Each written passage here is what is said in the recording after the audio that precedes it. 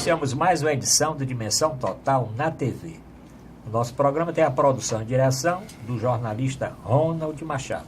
O telespectador pode participar através do WhatsApp 99925-1122. Anote aí, aqui é Fortaleza 85, 99925-1182. Se o telespectador quiser assistir o programa anterior, rever os nossos programas, só acessar o site da TV Mais, tvmais.org, ou o meu portal na internet, portal@arrudabastos.com.br. No programa de hoje, contamos aqui com o professor, doutor, escritor, médico, ex-secretário de Saúde de Fortaleza, Manuel Fonseca, ele um dos coordenadores do Movimento Médicos pela Democracia. Professor, doutor, advogado, escritor, vai mostrar o livro dele hoje aqui, um livro novo, professor Djalma Pinto. E o médico antropólogo, professor universitário, escritor, poeta, doutor Mourão Cavalcante. Eu passei a semana pensando aqui em falar com o professor Djalma Pinto. Eu quero saber o que é que o relator do processo de cassação da chapa Dilma e Temer quis dizer com esta frase: como juiz, recuso o papel de couveiro de prova viva. Posso participar do velório, mas não carrego o caixão. Professor Djalma, traduza o que o relator, o Herman Benjamin, quis dizer com essa frase. Ele quis dizer e ele participou do velório, mas ele não carregou o caixão. Dá prova do que foi produzido dentro daquele processo em que a Justiça Eleitoral, durante 3 anos, apurou a comprovação de que houve corrupção, houve caixa 2, houve todo tipo de ilicitude para a conquista do poder na chapa Dilma e Temer. E, no entanto, a despeito da robusta prova que a Justiça Eleitoral apurou, não foi ninguém, nenhum terceiro, não foi ninguém que sugeriu, que disse, esteve nessa prova inconsistente. Foi prova consistente, cabal e refutável de que houve ilicitude na captação dos votos da chapa Dilma e Temer. E, ao invés de aplicar a lei como a Constituição prevê, preservando a lisura, a normalidade do processo eleitoral, a maioria do tribunal, ao contrário do relator, optou pela não aplicação da sanção. Então, ele ficou já antevendo o que podia acontecer, ficou vencido, mas expôs a sua indignação de que não participaria daquele velório carregando o caixão. Ele estaria lá, porque realmente foi uma situação muito vexatória para o conceito da Justiça Eleitoral, que tem a sua tradição, desde 1932, foi criada para combater as fraudes e as ilicitudes no processo eleitoral.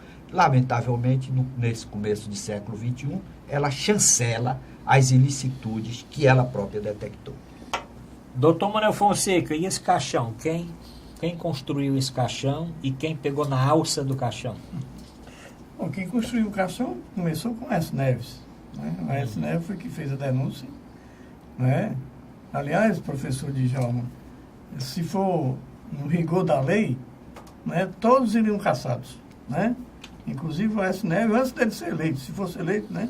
Porque Caixa 2 já tem todos os 70% ou 80% dos políticos do Caixa 2. Aqui o Aécio Neves, ou perder a eleição, entrou com o processo. Mesmo o Tribunal Eleitoral aceitando as contas da Dilma anteriormente. Sim. E aí ele entrou com o processo para ver se a Dilma não fosse cassada no Senado, no Congresso, né, se restaria e se a Dilma fosse cassada, a chapa fosse cassada, ele assumiria. Claro, ele assumiria. Não, ele não assumiria. Ele não assumiria. Ele pediu para assumir. Ele pediu para assumir. Na petição, de forma equivocada, o advogado dele postulou que ele fosse assumisse. Nomeado segundo colocado, investido na função. Mas ele não podia porque tinha que ter outra eleição. Houve a nulidade da maioria dos votos e a lei prevê. Olha aí a explicação. Então, mas ele pensou que... Ele pediu, né? Sim, mas diga aí. E aí, o que é que vai acontecer? Por que deu essa zebra toda? É porque, naquele momento interessava, né, que a Dilma fosse cassada. Como ela já tinha sido cassada, agora não interessava mais o Temer ser cassado. Então, o Tribunal Superior Eleitoral se desmoralizou completamente, que antes o próprio Gilmar defendia que a Dilma e a chapa fosse cassada, e depois defendeu que não fosse cassado, quando a situação inverteu-se e ficou o Temer como o possível cassado. Então, eu acho que foi uma grande farsa.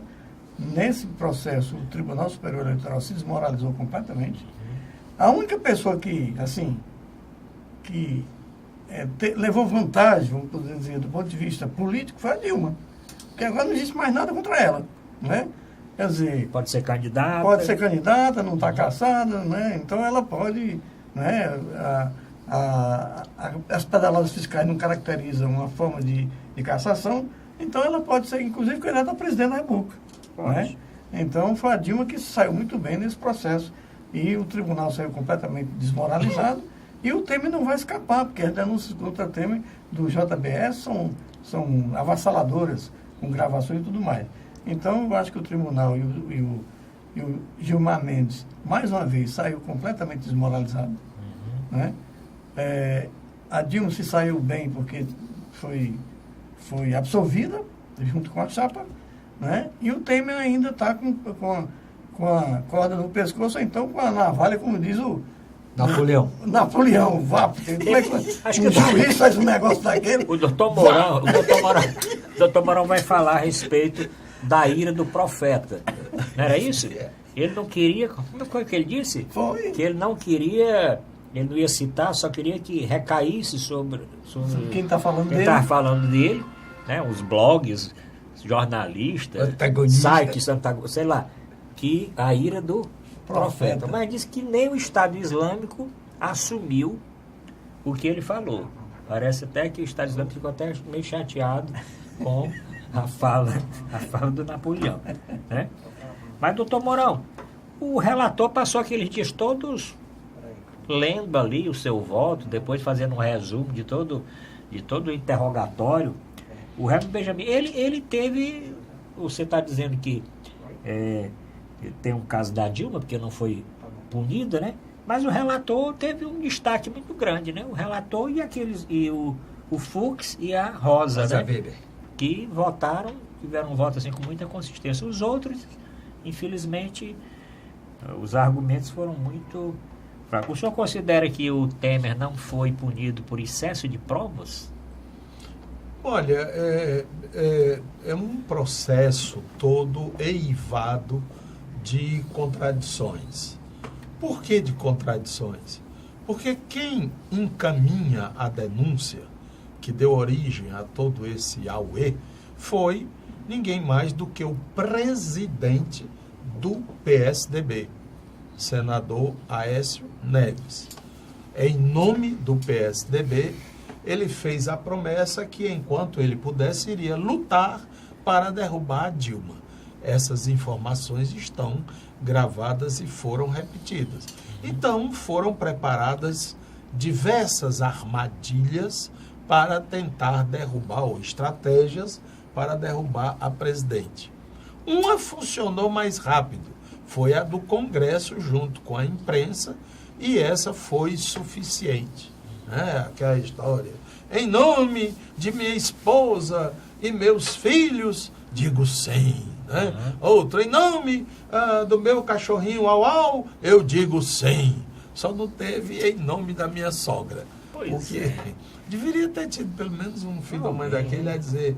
Se tivesse lá, eu ia falar. Da sua sogra? Sim, em nome da minha sogra, eu voto assim, que eu gosto muito Você da minha sogra. votava não, cara. Não, eu votava não. Mas eu falaria da sogra. Falaria da sogra. Imagino que... Para o bem. Para o bem, claro. Pois bem, aí, como aquele negócio funcionou, este processo caducou. Mas como houve momentos de indecisão, o próprio presidente do tribunal, figura extremamente extraordinária, esse cidadão Gilmar Mendes, ele disse, não, tem que continuar, vamos continuar, não pode parar, vamos continuar. E depois ele diz que não há motivo para isso, o país vai sofrer com isso. Agora, o que eu achei mais extraordinário é essa história, e aí eu pediria vênia e ajuda e esclarecimento ao doutor Jorge, você está acusando, por exemplo, o Fonseca de que foi ele que matou o fulano. Porque testemunhas foram lá, disseram, não sei o quê. Mas há uma dúvida. Ele disse que não foi ele, etc, etc. E assim, 1 mês, 2 meses antes do julgamento, encontram nas coisas dele um revólver igual a bala, igual a que matou o fulano, né?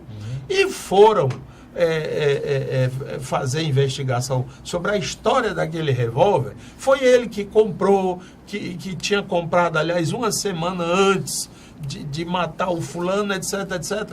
Quer dizer, coisas extremamente indicativas e que ajudavam no esclarecimento do problema.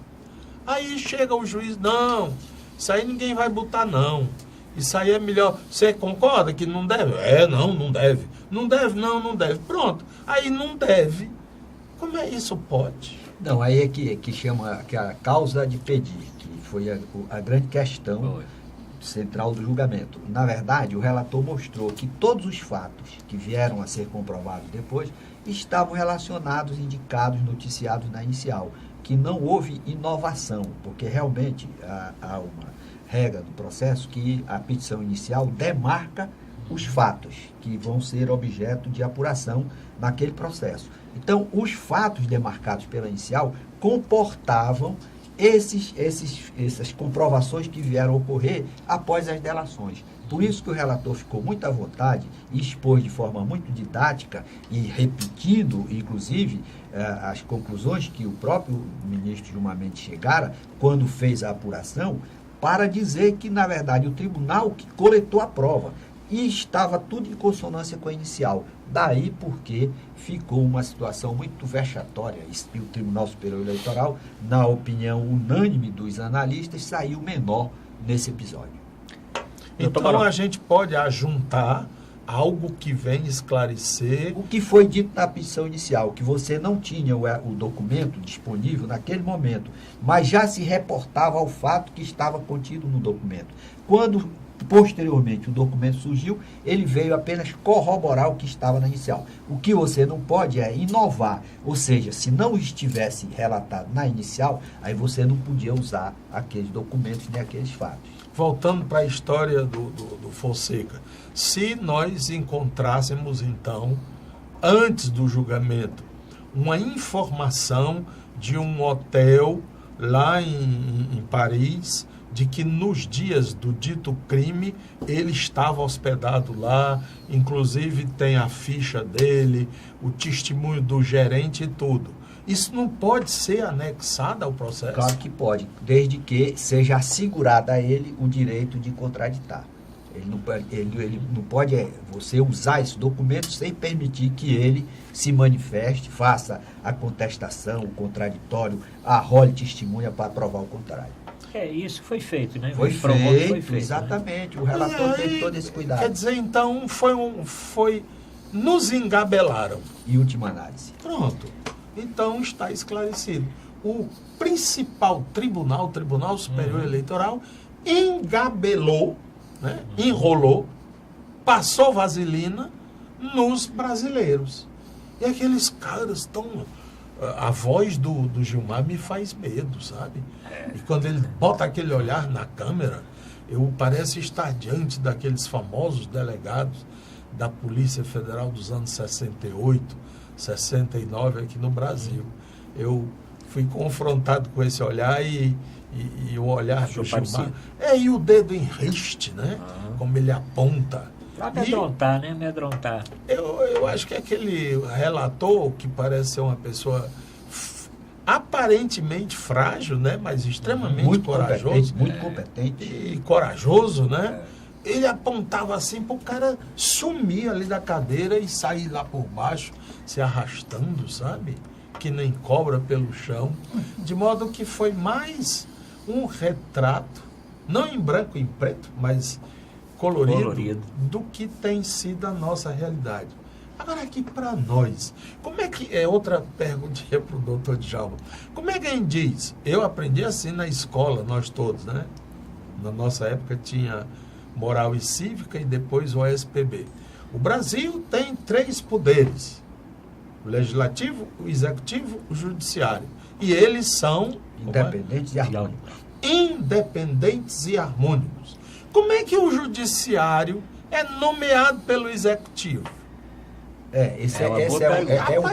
Isso é uma cópia do modelo americano. O modelo americano, o ministro da Suprema Corte é indicado pelo presidente da República. Só que toda a sociedade tem uma ingerência, ele é altamente questionado, a vida dele é examinada e, infelizmente, no Brasil, nós temos a ideia da gratidão. Então, se você nomeia o doutor Fonseca para ser ministro, sendo o presidente, aí o doutor Fonseca se sente no dever de gratidão, de dizer que você está certo em todas as suas ações. E então, nós temos que... Inclusive, foi alegado, né? Foi. Foi o Gilmar Chaves, o Gilmar Mendes, que disse, não foi? Você não vai ficar em boa figura com a Dilma. Ele disse para a ministra que foi designada, né? Foi nomeada pela... você tá votando desse jeito, você vai ficar meio suja com a mulher que lhe botou aí. É assim. É porque tem um ministro da Suprema Corte Americana que foi nomeado pelo um presidente lá em determinada época, então ele disse, lamentava profundamente, porque ele o nomeou, mas se ele tivesse qualquer ação na Suprema Corte e o direito dele não fosse bom, ele não iria reconhecer aquele direito. Ou seja, a impessoalidade, a imparcialidade e o compromisso com a própria consciência que deve presidir todo julgamento ou toda ação de qualquer julgador. Então, quando se fala em mudar esse modelo brasileiro de funcionar, esse não é um ponto importantíssimo? Esse é um ponto de reforma que o Brasil tem que refletir, é a forma de investidura dos ministros, tanto no Supremo Tribunal Federal como no STJ. Eu acho que já chega a hora de se estabelecer um sorteio, por exemplo, indicando 3 nomes. Faz o sorteio, o presidente nomeia um, para tirar essa dependência do cidadão em relação a quem o nomeou. E, inclusive, isso vem ladeira abaixo, né? Ladeira Porque abaixo. Nos tribunais daqui também, né, O governador nomeia o advogado e o membro do Ministério Público. Doutor Fonseca, para nós terminarmos esse bloco, este exemplo não ficou muito ruim não para as futuras eleições, hein? Você não acha que agora ficou assim como foi dito, eu escutei alguns analistas falando, liberou geral? Aliás, quem disse isso eu achei até interessante, foi o Caiado. O senador Ronaldo já disse que isso foi assim, usando um termo mais popular e jovem, liberou geral. Na prática, isso aí O exemplo. autorizou o que aquele povo que está sendo julgado, processado, né, que dizia que tinha que legalizar o Caixa 2. Caixa 2. Isso aí foi uma legalização do Caixa 2, né? O Supremo Tribunal Eleitoral disse que não houve crime ao usar formas de financiamento que não estavam dentro da legalidade. Então, na prática, é quase como que acabar com Lava Jato. E todas as pessoas que foram denunciadas por receber dinheiro da Caixa 2 poderiam ser absolvidos no Superior Tribunal. Não nesse eleitoral, que não vão ser julgados, mas em outro tribunal, que o Gilmar pertence aos dois. O Supremo Tribunal Federal e o Superior Tribunal Eleitoral. Então, isso é uma legalização da Caixa 2, não tem a menor dúvida. O viés é que até hoje deixaram passar, que queriam tornar ilegal no momento em que a Dilma assumiu a presidência. Só que o negócio degringolou e iriam pegar o Temer, que ele também escapou. Eu acho, Arruda, que vai ter que ter uma constituinte, uma nova constituinte. Mesmo que tenha reeleição, não sei se é possível antecipar a eleição para a eleição direta agora, mas não tem um momento que tem que ter uma constituinte para ver a questão da reforma política, a reforma do judiciário, a reforma eleitoral, ver outros tipos de reforma do sistema financeiro, talvez tenha que ver a questão da reforma agrária e outras reformas que tem que ser a reforma urbana. Então tem que ter uma constituinte para discutir todas essas questões que diz respeito à coletividade, porque do jeito que está aí, essa bagunça que fez o Gilmar Mendes, ela praticamente destruiu um dos poderes, destruiu do ponto de vista da ética e da moral. né, o Poder Judiciário está completamente carcomido, né, por essas decisões malucas que antes eles são contra, depois ficam a favor, dependendo da conveniência do momento político em que eles estão defendendo ou querendo combater. Vamos continuar. Só para Sim, antes de terminar o nesse bloco. ponto aí o professor Fonseca foi muito lúcido, porque diante dessa circunstância da desmotivação do cumprimento da lei, porque isso repercute também lá na base da sociedade. Aí qual é a motivação que aquele jovem diz que não tem nenhum interesse, não tem expectativa nenhuma de prosperidade? Qual é a motivação que ele tem de cumprir a lei? Se ele viu que o próprio tribunal reconheceu que a lei foi descumprida, foi violada e ainda assim não aplicou sanção alguma. Isso desmotiva a cidadania de acreditar nas instituições. Aí ele traz uma questão que realmente seria o ideal para o Brasil, se fosse possível convocar uma Assembleia Constituinte originária, depois de instituir essa Assembleia, para que aquelas pessoas que fossem participar não fossem advogar em causa própria. Aí eu acredito que se o Brasil tivesse essa oportunidade de elaborar uma Constituição nesse momento, essa Constituição ela teria uma longevidade realmente significativa. Bom, vamos terminar agora o primeiro bloco. Rapidamente, voltamos para o segundo bloco. O doutor Djalma Pinto vai apresentar o seu novo livro. Aguarde, voltamos já.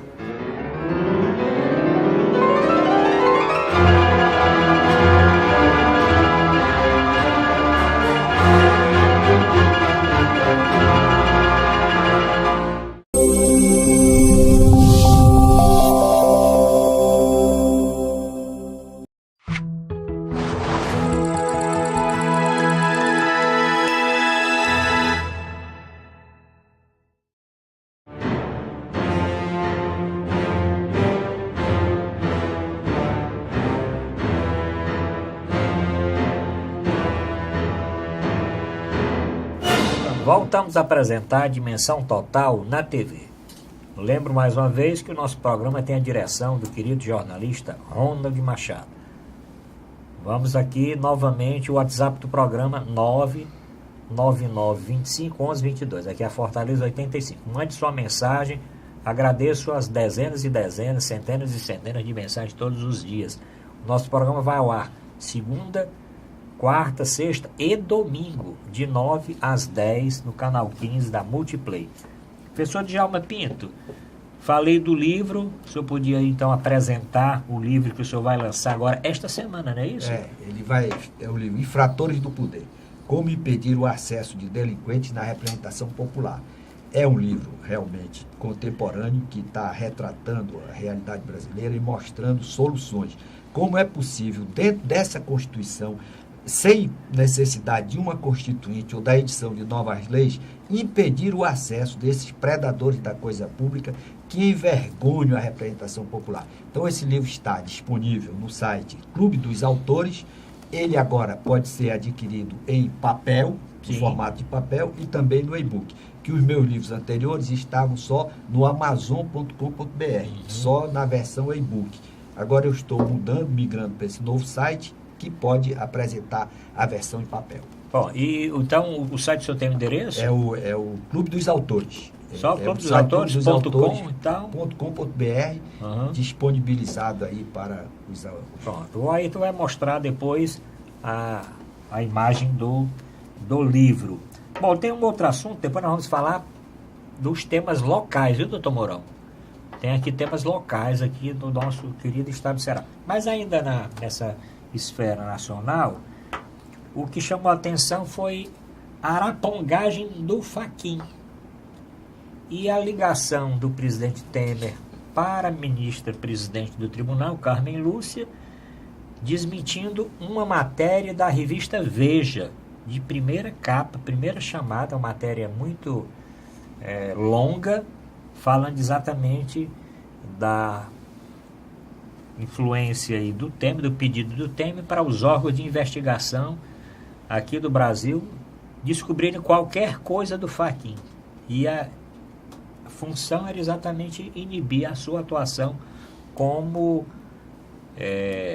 relator, não é isso? Da Lava Jato no Supremo Tribunal Federal. Doutor Mourão, eu sei que o senhor já passou por isso, né? Dá, você foi, mas no tempo era 6, né? Era 6. Serviço Nacional de Informação. E aí, o que é que SNI, vai dar aí? Serviço Nacional de SNI. Informação. Eu acho que isso é uma forma de um certo terrorismo de Estado. Né? O presidente, se é verdade, não estou dizendo que é o que está circulando, ele está usando um órgão do Estado, que é a ABIN, né, para investigar e produzir relatórios sobre um juiz federal. Quer dizer, isso é um crime. Da né? Suprema Corte. Da Suprema Corte do país. Né? A motivação, não podemos acreditar e confiar na Veja, Sim. mas a motivação seria que o Fachin, primeiro, ele abriu a caixa de Pandora, né? Legalizou as denúncias do Odebrecht, Sim. né? Da JBS. Da JBS, né? E aí pegou políticos do PMDB e do PSDB, que é só pegar no PT. Né? E parece que o Fachin vai querer tocar para frente o processo. Né? Inclusive, o Temer já fez um desplante em relação à Suprema Corte, foi que a Polícia Federal, a mando do Fachin, mandou 82 perguntas para ele. Ele disse que não ia responder. Ele ficou ofendido com as perguntas, né? Até vou perguntar à pessoa de Djalma, eu posso me ofender com a pergunta numa investigação do delegado? Então, só para terminar... Depois o senhor responde. Então, eu acho o seguinte, que se isso for verdade, né, é mais um motivo para o presidente ser enquadrado, né, porque ele está descumprindo a Constituição Federal, está descumprindo a tal de harmonia entre os poderes, né, e peitando, vamos dizer assim, a Suprema Corte, inclusive produzindo relatórios que podem ou não ser verdadeiros, mas pelo menos está investigando desautorizadamente a vida de um membro da Suprema Corte, né, que abriu a discussão sobre a questão das relações, que é outra discussão que a gente vai ter. Então, eu acho que é muito sério. Se for verdade, a Veja, para mim, não merece nenhuma credibilidade, Sim. mas se for verdade, é um crime contra a harmonia dos poderes da República. Tomara Cavalcante, mesmo a Veja não merecendo essa credibilidade, o senhor não acha isso um assunto muito grave, não? Eu penso que parece faltar ao homem público, pode ser mulher pública também, esse sentimento de que o poder não é dele, o poder é um poder delegado. Então eu não posso pedir a uma instituição, como por exemplo a ABIN ou Polícia Federal, olha, vá dar uma batida lá no fulano porque ele tá me aporreando, eu não estou gostando do que ele está fazendo comigo, veja lá se você consegue alguma coisa. Não é assim, né? As instituições, elas têm os papéis determinados pela Constituição, mas o Temer já fez isso agora há menos de 15 dias, quando ele convocou as Forças Armadas lá em Brasília, que foi tão ou mais grave quanto isso aí. Está entendendo? Você telefona para o comando militar e diz, olha, manda os teus soldados aqui porque está havendo uma manifestação e isso não pode acontecer. Por que eu digo isso? Porque ele antecipou-se à própria manifestação. O quebra-quebra, o negócio lá, foi posterior. Você não bota uma tropa na rua só com um telefonema. Vocês estão entendendo a logística, não é? Se aqueles soldados aparecerem lá no meio da praça, lá como é que chama? No Planalto Central, na esplanada dos ministérios, fardados, uniformizados, armados, com carros blindados, com fuzis e espoqueta o diabo 4. Isso ninguém faz assim em 5 minutos. Isso tem pelo menos umas 2, 3, 4 horas. E como o quebra-quebra veio depois, só se pode pensar que a atitude que ele tomou foi uma atitude irresponsável, precipitada. A mesma coisa agora. Ele usa de uma instituição, a ABIN, e diz, olha, investigue até o talo, a vida desse cara, que eu quero saber. Por que ele quer saber? Agora, a mesma coisa deveríamos dizer nós, na época em que nós criticávamos aqui a República de Curitiba, que andou também beirando essas atitudes. Quando pegava os caras na marra, lembrem-se do exemplo do Lula, e iam levar para Curitiba. Foi que abortou e eles interrogaram, daí a história, por que é que o Lula foi interrogado em Guarulhos, no aeroporto.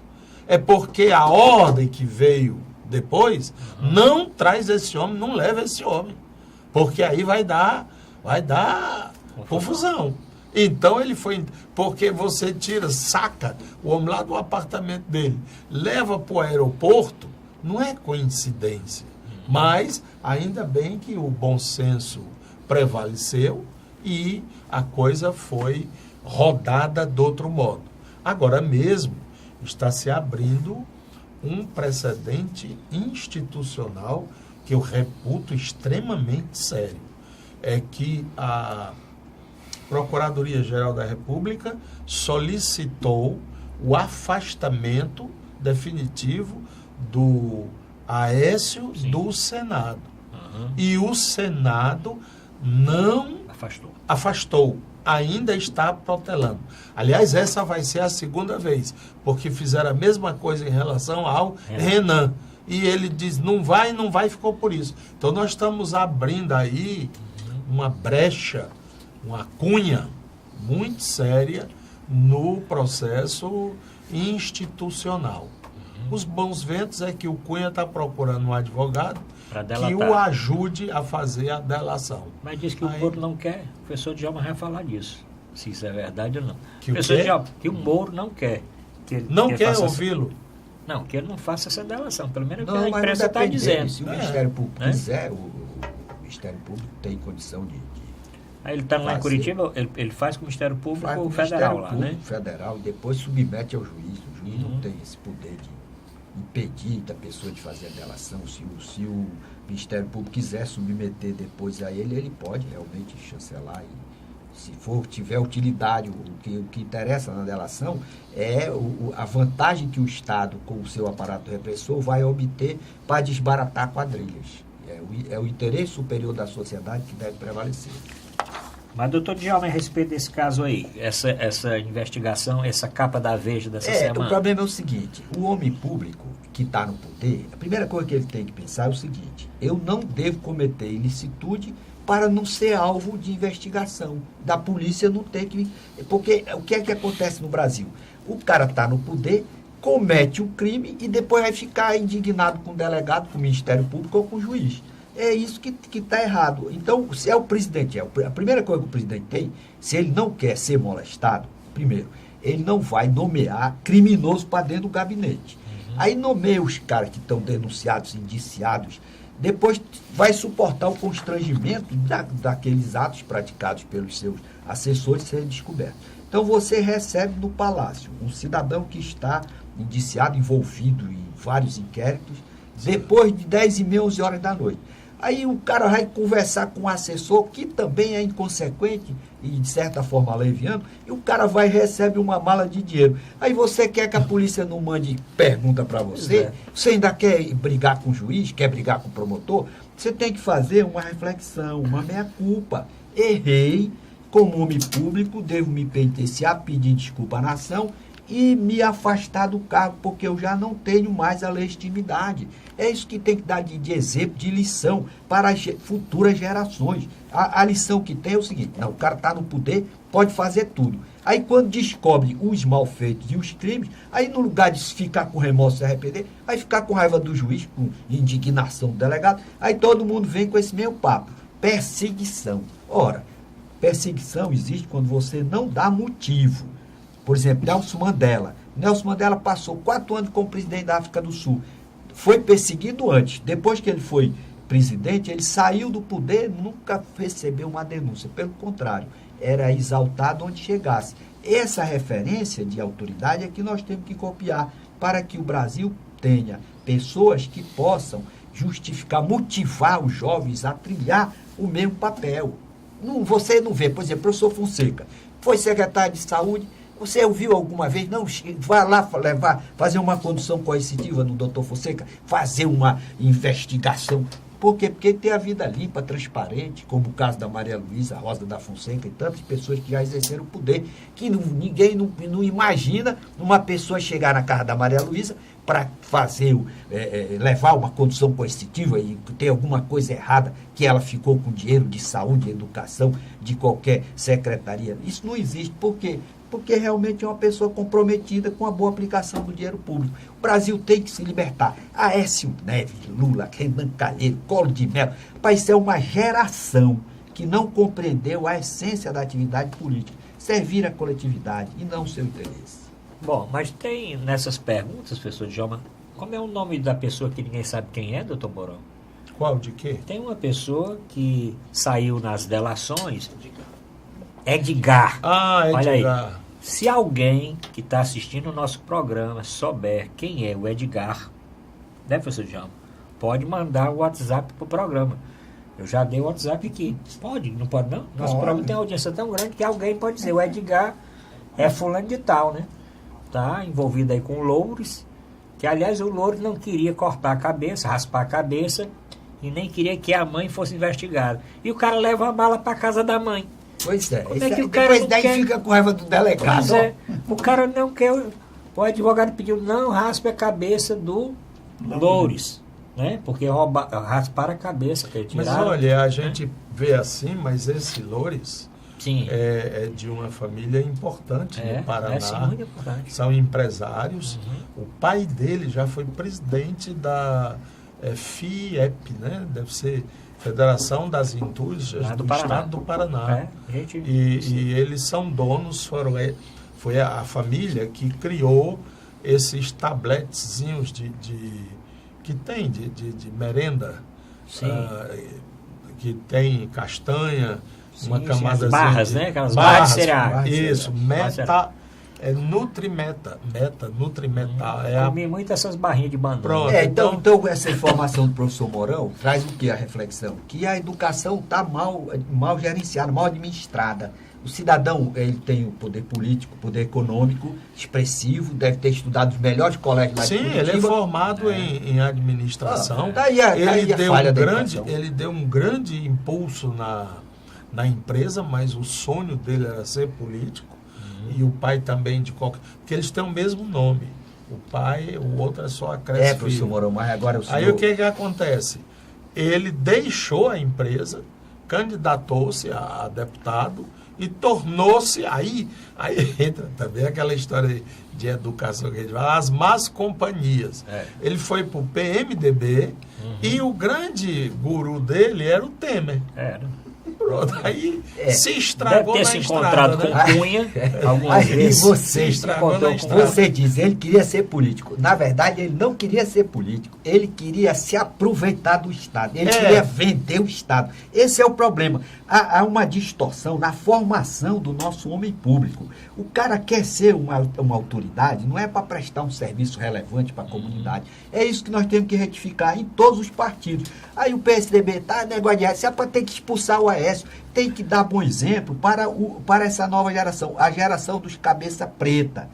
Esses jovens que têm a cabeça preta lá, que estão agora se insurgindo contra o pessoal da cabeça branca, esse pessoal tem que prevalecer com a seguinte diretriz: usar o poder para servir a coletividade. Se for para fazer coisa errada, para cometer crime, tenha que expulsar do partido. Isso deve valer para todas as agremiações, se nós quisermos ter um país próspero e igualitário. Mas, professor, tem um parênteses aí. Professor Vamos escutar o Mourão essa história de cabeça preta, você tem cabeça preta porque pinta. Eu não pinto. Eu aí tenho a cabeça branca e não estou nessa onda. Mas ele não está dizendo em qual grupo ele está. Eu não sou político.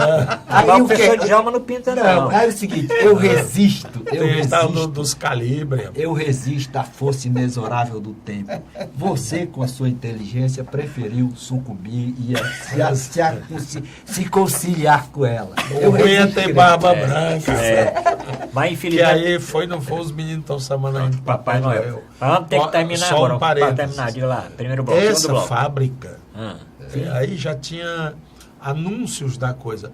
Essa fábrica, ela teve problemas com o poder público, porque durante algum tempo ela andou fornecendo merenda escolar.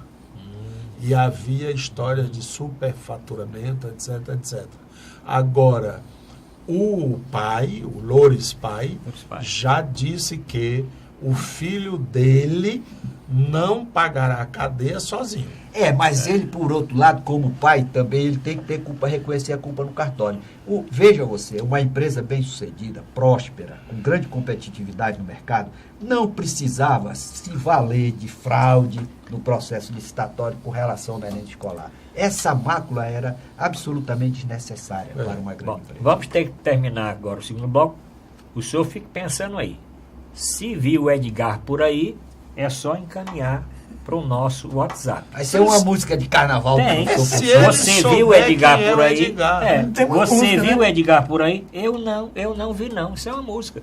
Mesmo, é verdade, né? Edgar mesmo, não, não, Não, mas não é Edgar não. Você viu? Não, o Edgar que está sendo procurado Não, mas a música. Aliás, tem Não, três não. Edgar aí que apareceu ontem, né? Tem 3 aí que pode ser um deles, né? Era Todos uma amigos das do Temer.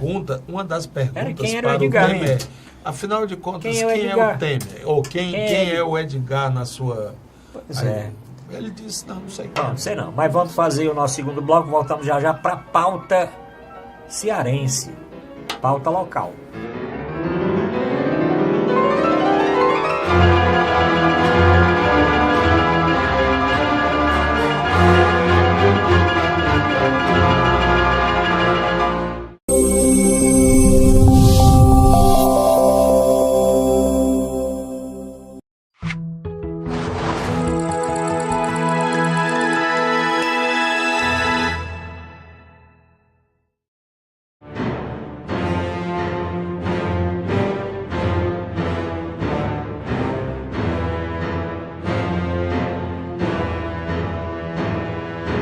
Voltamos para o nosso último bloco de Dimensão Total na TV.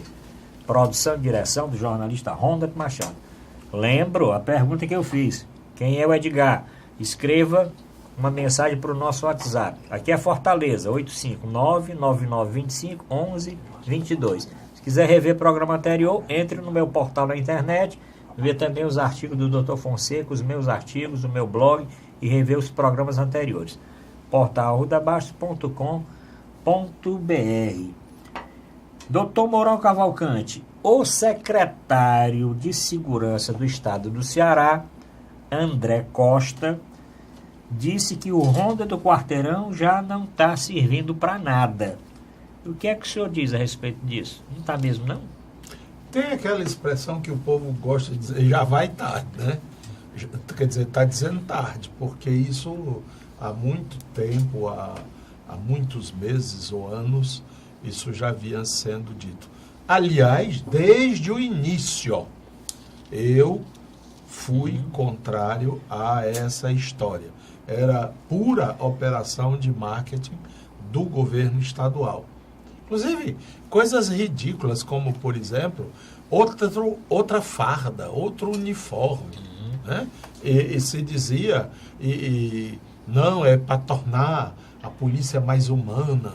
E aí convidaram um estilista, foi o Lino Villaventura, que bolou aquele uniforme com as fitas, um negócio aí e tal, por enganação. Agora eu estou sabendo que o filho do Moroni já está em plena campanha para suceder o pai. Quer dizer, é um negócio... Quando é que a gente vai acabar esse tipo de política aqui no Nordeste, aqui no Ceará? Né? Quando é que a gente vai criar vergonha? Nós, cidadãos. Eu digo, tira o meu nome da lista, porque há muito tempo que a gente vem denunciando isso. E esse secretário, pelo menos, ele tem uma virtude, de tentar falar a verdade. Né?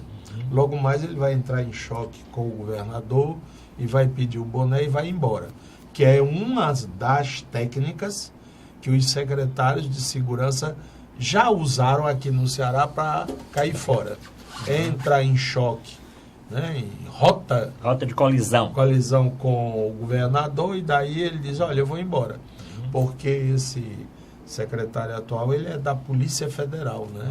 Exato. Então, Delegado. eu acho que lá na Polícia Federal está mais animado do que aqui. Tá. As cifras estão indicando que a segurança pública está caótica no Ceará. Professor Djalma Pinto, Ronda do Quarteirão, mas começou tão bom, aquela moto na frente, aqueles carros, aquelas Hilux atrás, não dava aquela sensação... Pirotecnia, o nome disso é empulhação, né? Empulhação, existe realmente enganação total. Mas, Olha, professor Djalma... Em primeiro lugar, esse secretário dos últimos tempos foi o melhor.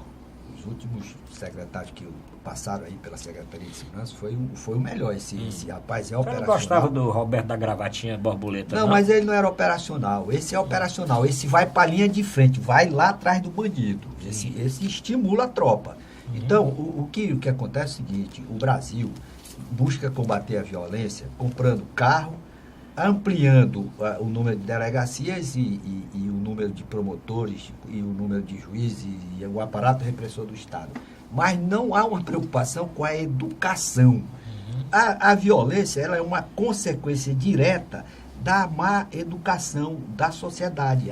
Não há uma preocupação na formação do homem para a cidadania, educação para a cidadania. Enquanto a polícia estiver trabalhando para um lado e a Secretaria de Educação para outro, nós vamos precisar de fazer ronda do quarteirão, trocar viatura, botar, daqui a pouco vai precisar andar de tanque na rua, porque os marginais, eles estão se equipando com armas pesadas. Agora mesmo prenderam um container lá no Rio de Janeiro, com metralhadoras, fuzil AR-15, armas de última geração. Então, o que é que se percebe? Que a sociedade está cada dia mais violenta, porque não há preocupação com a formação, sobretudo, da criança. Agora mesmo aqui no estado do Ceará, estão buscando liberar a bebida para os estádios. Aí o que é que vai acontecer? Quando fizeram os 2 estádios, PV e Castelão, inauguraram na outra semana, quebraram o estádio todinho. Falta de quê? De educação. Um ambiente que a pessoa é estimulada à selvageria. Enquanto não houver preocupação efetiva com a formação das crianças, e salvo engano, o Ceará tem 110 mil crianças fora da escola. Vamos dizer que 5% acabem fazendo a opção pela marginalidade. Você imagina a quantidade de pessoas que vão ameaçar a segurança da população. Aí não tem... esperar tudo da polícia realmente não vai resolver. Doutor Fonseca, mas eu acho que perderam alguma coisa aí, viu, doutor Mourão? Eu acho que perderam alguma coisa. Eu acho que o projeto inicial tinha isso que o senhor falou, mas tinha algum sentido aquela polícia comunitária. Eu acho que perdeu foi colocar a polícia para ser tipo raio ou alguma coisa parecida. Porque eu lembro quando começou, era aquela polícia de... A ideia era ter um celular, todo mundo tinha um celular. Eu lembro que eu tinha um celular do Ronda do Quarteirão, do meu quarteirão, né? E aí eu acho que perderam o fio da meada aí, e aí realmente depois de passar um pouquinho, melhorou um pouco aquela sensação de segurança, as pessoas ficavam com mais segurança, mas depois, realmente agora, a última, inclusive, entrevista do próprio secretário de Segurança do governo do estado, mostrando a violência aumentou estupidamente em Fortaleza, assim, quase 100%. Em quase todas as regiões do Ceará, a violência ampliou. Quer dizer, o ano passado mostrava uma queda e tal, mas esse ano, uma coisa assim, extraordinária, doutor Fonseca. Ronda do Quarteirão, qual é a sua opinião? Tinha lá, não, na sua região, Ronda lá do Quarteirão? Eu acho que tinha. Tem lá, que inclusive eles visitavam as casas e deixavam um cartãozinho, né? Para dizer se não há necessidade, chamasse. Só que o problema é que a questão da segurança é um negócio muito mais amplo, né? Já deu um caminho aí.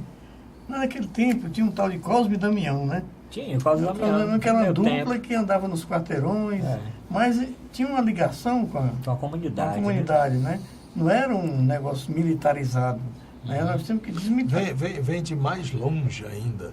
Tem o Jackson do Pandeiro, que tinha o Cabo Tenório, é o maior inspetor do quarteirão. E era mesmo, quer dizer, todo que era problema tinha naquela... aqueles que tomavam conta do quarteirão, que passavam a noite apitando. Ali Bri, ninguém entrava. Bri, No né? bairro onde eu morava, Nada notou, né? no bairro onde eu morava, mesmo se aquele bicho passava a noite apitando, enquanto ele estava apitando, ele dormia Ninguém- tranquilo. Parou de apitar, Tá, alguma aconteceu coisa alguma estava coisa. complicada. Então, talvez, a questão da segurança, a gente possa ver um pouquinho a experiência dos agentes comunitários de saúde, né, na área de saúde, que eles estão, né, disseminados nas comunidades numa proporção de população pelo aquele agente de saúde. E ele, daquele território, ele é responsável para os problemas relacionados com a saúde. Né? Isso reduziu dramaticamente a mortalidade infantil, Sim. tanto pela soro de reidratação oral que eles distribuíam, que a primeira causa era diarreia, né? Depois as coberturas vacinais, captação de gestante. Então, teria que disseminar e que ter uma vinculação dentro da comunidade, mas também que sejam, né, agregados da comunidade, como fosse pessoas de lá, né, que eles se vissem como um apoio no sentido de proteger a comunidade e não simplesmente de reprimir. Né? A visão é de repressão. Né? O vai lá, enfrenta. Né? E nós vamos ter que discutir a questão da droga de novo. Sim, Né? sim. A maior causa da morte de jovens é o tráfico. Né? Ou ele mata ou ele é morto. Né? Nessa luta pelo tráfico de drogas que existe. Talvez a primeira causa de morte na juventude, da morte violenta, é o homicídio, e do homicídio é morte por bala, né, que está relacionado com o tráfico. Então a discussão é muito mais ampla do que simplesmente um grupinho que inicialmente teve aquele marketing, né, mas que depois dissolveu-se, né, no meio da Polícia Geral, que está acontecendo e é incerta e inoperante. Professor Arruda, E agora lá, uma professor coisa é certa. Você mesmo disse aí, a violência aumentou, Aumentou. a sensação de segurança é grande e todo mundo sai de casa meio apavorado. Você vai no ônibus, o pessoal que anda de ônibus, coitado, todo tempo vive sobressaltado, toda hora aparece um cara levando o celular, fazendo arrastão dentro do ônibus com revólver armado e tal. Então, o que é que nós percebemos? Em primeiro lugar, a criança não respeita o pai, o jovem não respeita o pai nem a mãe, nem respeita a polícia. Então, a primeira coisa que nós temos que chamar o feito à ordem, para reorganizar a sociedade, para restabelecer a autoridade do policial. O cidadão vai dar um tiro no policial, você imagina uma sociedade que o policial vive ameaçado? Então, tem um negócio desequilibrado aí, nós precisamos fazer um grande simpósio, um grande debate com todos os segmentos da sociedade para encontrarmos uma fórmula de nós temos que ter respeito, a criança tem que respeitar o professor tem medo de entrar na sala de aula. Como é que pode uma sociedade Tem dessa pra locais que o frente? professor não consegue entrar, porque os alunos são armados e riscam o carro do professor, expulsam o professor, inclusive da classe, né? Tem muito professor de licença, um problema até psiquiátrico. Doutor Mourão, mais alguma coisa com relação à violência? Vamos passar para outra violência. Bom, esse problema vai continuar recorrente e é curiosíssimo. Ele corresponde ao calendário eleitoral. Próximo ano, eleição para governador. Já começam a assanhar a questão de segurança pública. Então, se virem um jabuti, né, que é um cágado, pendurado num cajueiro, alguém botou ele lá, porque ele não sobe. Então, essas aí já são respostas a críticas que estão sendo feitas, e realmente entra governo, sai governo. O próprio Tasso Gereissati, com toda a sua sabedoria, trouxe aí uma geração de gaúchos, não foi? Sim. Era o Moroni foi o que se deu melhor. Aí tinha o Torrone. Tinha o Fux. Torrano. Fux, né? Não sei quem. O próprio Gravatinha. Cândido Vargas, o próprio... Roberto. O Roberto é do Paraná. Do Paraná. O da gravata. E tinha também um general que foi convidado e não aceitou, é o Theo, né? Que foi comandante da 10ª região aqui. Então, foram soluções trazidas de fora. Como também o Dr. Tasso trouxe o Mr. Brayton, que foi o cara que criou a política de tolerância zero em Nova York. E ele quis isso aqui E todos esses mecanismos fracassaram. Porque se a gente for olhar o PIB, o desemprego, a questão da educação, da escola, da saúde do Ceará, continuam inalterados. Então, são fatores que geram a tal da violência, a concentração de renda, a ameaça, os apartheids sociais. Né? Fortaleza tem diversas fortalezas dentro dela e uma não pode circular na outra. É verdade. Bom, mas vamos falar em outro assunto. Nós já em programas anteriores falamos aqui da febre chikungunya, da dengue, zika vírus e do mosquitinho Aedes aegypti. Doutor Fonseca, essa semana o governador convocou os prefeitos para uma reunião no centro de eventos e lá informou que o governo do estado está liberando 10 milhões de reais para os prefeitos melhorarem o combate ao mosquito Aedes aegypti. Agora de julho a dezembro. Quem chegar em dezembro com um melhor índice vai ganhar aí uma fatia desses 10 milhões. A situação atual é o seguinte: 15 municípios estão bem com relação ao combate ao mosquito Aedes aegypti. 40% regular. E os outros, muito ruim. Eu pergunto duas coisas, doutor Mourão, ou doutor Fonseca. Mas estamos no meio do ano. Nós estamos com a epidemia de chikungunya desde o começo do ano. Já entramos no ano ruim, né? Por que só agora no meio do ano? Eu não sei, porque... Calendário eleitoral. Porque... É antes tarde do que nunca, mas isso é uma pergunta que não quer calar. Você tem toda uma população que já foi exposta, né? E que adquiriu a doença, né? Então, o estoque, entre aspas, de pessoas a serem contaminadas reduz. Né? Inclusive com a quantidade de casos acontecidos e com a redução da chuva. Sim. Né? Nós estamos na fase final. Isso aí, né?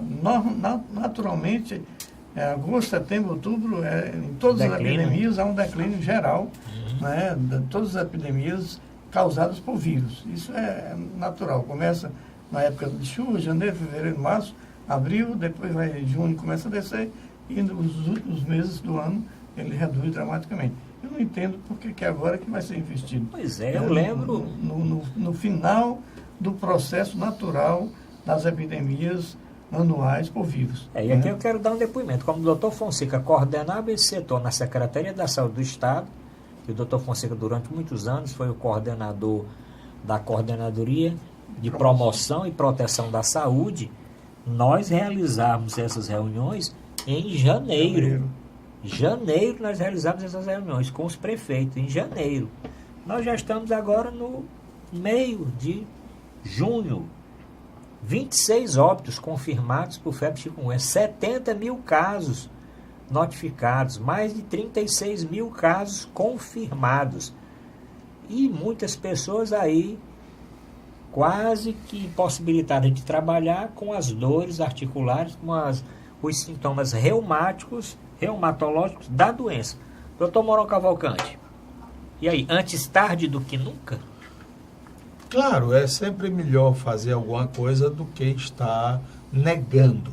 Aqui neste programa, lembre bem, nós alertamos para a irresponsabilidade tanto do governo do estado como da prefeitura municipal de Fortaleza, que não estavam dando nem a bola para esse problema, que naquele momento em que nós denunciamos aqui, era extremamente grave e ainda continua. Semana passada, olha a estupidez. Semana passada, Jornal O Povo, uma página. Eu digo Jornal O Povo porque eu vejo todos os dias. Governo do estado vai distribuir brinquedos na praça de Caririaçu. Precisa. Uma página de jornal, eu acho que é coisa para uns 25, 30 mil reais no mínimo. Por aí. para dizer que vai distribuir brinquedos numa praça de uma cidade lá do sul do Cariri.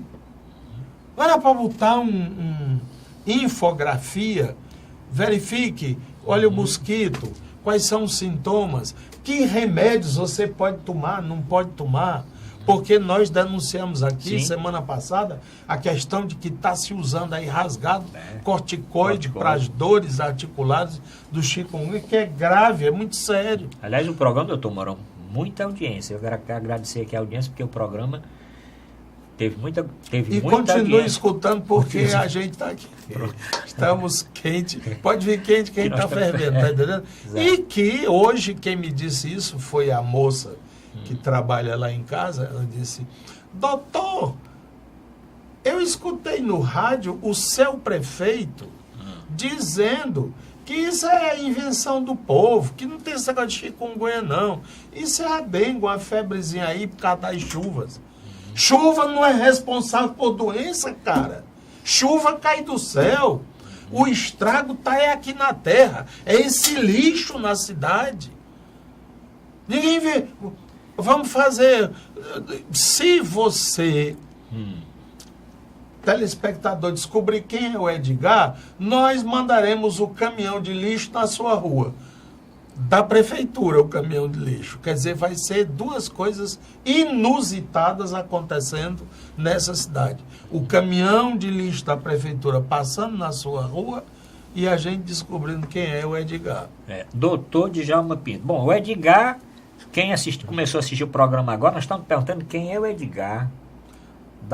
Das gravações aí da JBS, da delação premiada da JBS, que até agora ninguém descobriu quem seja. A única coisa que a gente sabe é que ele é amigo do Temer. Ele tem que ser amigo do Temer, não é o Edgar, é seu vizinho, com toda certeza. Mas se ele for amigo do Temer, ele está no rol aqui dos procurados.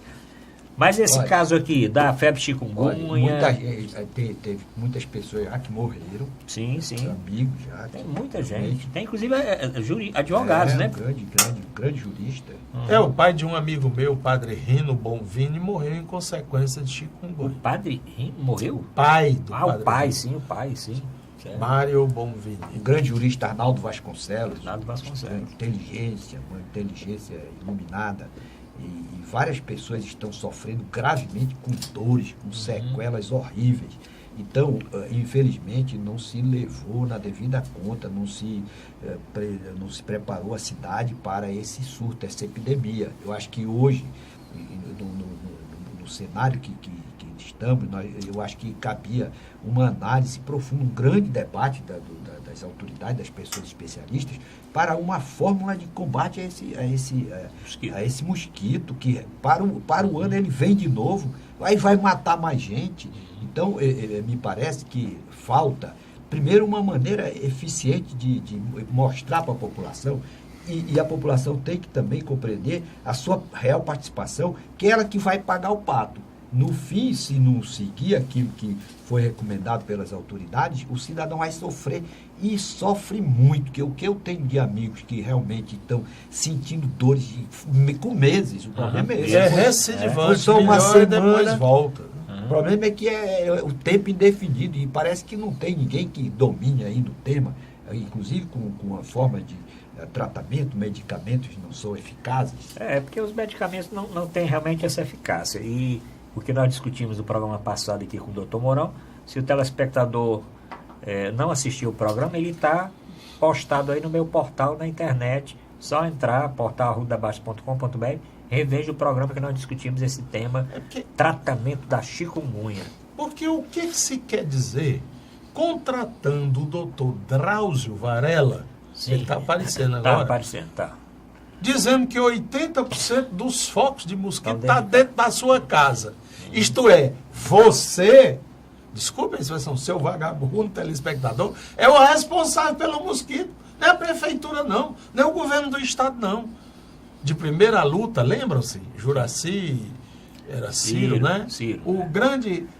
A grande disputa era o mosquito é municipal ou estadual? Hoje não é mais estadual ou municipal, porque estão juntos. Se é do governo ou se é teu, cara pálida. que não sabe limpar nem teu quintal. Mas aí para o ano, como vai haver eleição, a primeira coisa que a população devia exigir de todos os candidatos era um programa de governo que contemplasse saneamento, porque em última análise é a falta de saneamento que está na razão do surgimento Doutor Fonseca, para nós dessa terminarmos praga. aqui o bloco, alguma coisa mais? Não, eu acho que eu teria que fazer no começo do ano, em dezembro, esse chamamento geral com todos os secretários municipais de saúde, Sim. para definir estratégias, né, em cada município, a melhor forma. No município pode ser telar as caixas d'água, no outro município pode ser, né, fazer movimentação para recolhimento de lixo nos quintais. Isso a gente fez várias vezes. Várias vezes. Em Beberibe, nós fizemos uma grande gincana para as pessoas botarem o lixo num dia só e passa o caminhão do lixo, vai recolhendo tudo. Então tem que definir estratégias para a população se motivar a se proteger, né?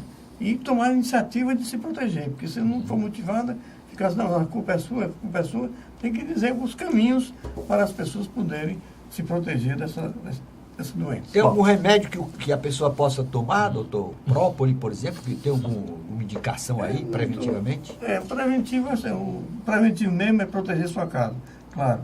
Não ajudar, em certo ponto, a questão do controle do lixo. Lixo e mosquito está muito ligado, né? Lixo, por exemplo, outro problema seríssimo é a questão da intermitência da fornecimento de água, né? Principalmente em bairros afastados, porque aí a pessoa começa a acumular em panela, em todo canto é uma fonte, né? Então tem todo um problema estrutural que tem que ser superado, não é simplesmente cada um fazer sua parte, tem um problema estrutural que o poder público tem que tocar para poder superar. Bom, agradecendo aqui o doutor Mourão Cavalcante, doutor Djalma Pinto, doutor Manuel Fonseca e principalmente o nosso telespectador, que ficou até agora assistindo o nosso programa.